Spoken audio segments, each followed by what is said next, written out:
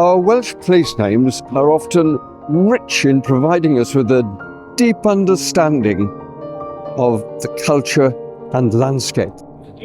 Our short film today is about a place that's long been an important crossroads between the Taff and the Rhymney valleys. Its original name was Fors y Gerdinen. Loosely translated, that means the ditch or bank of the mountain ash or rowan tree, and that gives us a pretty good idea of what the environment was like at that time. My guess is that hardly anyone would recognize this place from its original title, but mention that name and it becomes very familiar.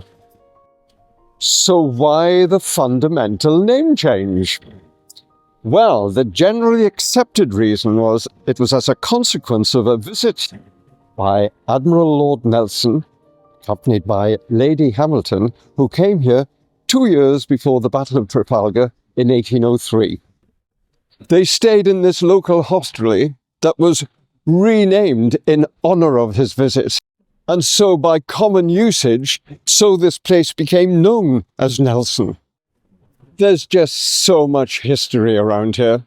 Just to the north is the wonderful Living History Museum of San Caich Fawr, dating from the 17th century. And of course, to the south is the truly magnificent Caerphilly Castle. But even just behind me, this odd-shaped building on the corner here, well, that is its own history, because this is the route of a tramroad that was built in 1820 to connect with the Glamorgan Canal at Abercynon and link through to the Llan Caich Fawr collieries. And the building was so shaped to accommodate the curve of the actual tramroad. But the main reason for coming here today is to celebrate this small but significant part of our sporting history. This three-sided structure is unique in Wales. And why is it unique? I believe I'm right in saying it's the last handball court to be used on a regular basis. It's a sport with a long, long history, and there are references to the Greeks and the Romans playing a form of handball. It became especially popular in Ireland, and one of the town laws of Galway in 1527 actually forbade the playing of ball games against the walls of the town.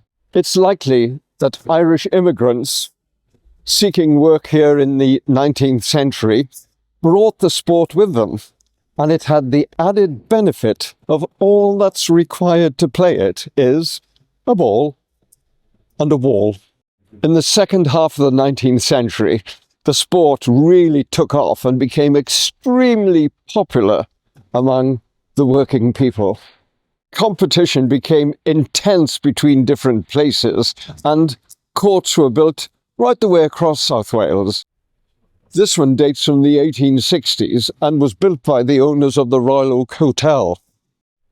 The notable players at that time came here, often accompanied by hundreds of spectators, and it was a sport that really attracted quite a lot of gambling and side bets. In the first half of the 20th century, the sport started to decline, and handball in some places became just a memory as the old courts were abandoned and demolished. Happily, this one has survived and is still being used. In fact, the sport is gaining in popularity. It's so often, when you're dealing with history, you're talking about the past when things are dead and gone. But what's so pleasurable today is that we're here with this wonderful group of people who are doing so much to preserve such an important part of our sporting history. And it's such a pleasure to be here with Kevin Dix, who remembers this court and indeed played on this court over 50 years ago. So Kevin, what on earth is important about this place? What's important about it is it's unique. It's the only handball court it left in Wales, and it's been standing here since 1864. And I've been playing on this court, in fact, since 1969. So let me think now, that makes it 55 years, isn't it? There's a good story behind the building of this court. Just up the road, there's another public house called the Nelson Inn. And in the 1860s, the landlord of the Royal Oak could see that the handball matches that were played in the yard of the Nelson Inn were generating a lot of money into the till. And he wanted some of it. So what he did, he was very clever. The yard of the Nelson Inn was very small, and you couldn't get a very good crowd in it. So he built a bigger and better ball court here in front of his property, where all the spectators could stand around the outside. And literally thousands of people came to watch the handball matches. And he prospered in the Royal Oak so much that he took out the properties in Wales as well. So handball was very good for business in the 1860s. In fact, it's standing because he actually built it away from the property, whereas all the other handball courts, or vast majority of them in South Wales, with the influx of deep mining in Wales, all the small stone-built cottages were just swept away and replaced by bigger hotels, rather like a monopoly board. But because this was built away from the property, that's why it still stands today. Pleased to be here with yet another member of this wonderful organisation. This is Kerry Wilde, who's been again involved here for over 50 years. So, Kerry, what's the significance of the flags? Well, when we started, we were playing here in the 70s and 80s, and we thought we were the only people in the world who played the game. We used to hold the World Championships with just us in the village.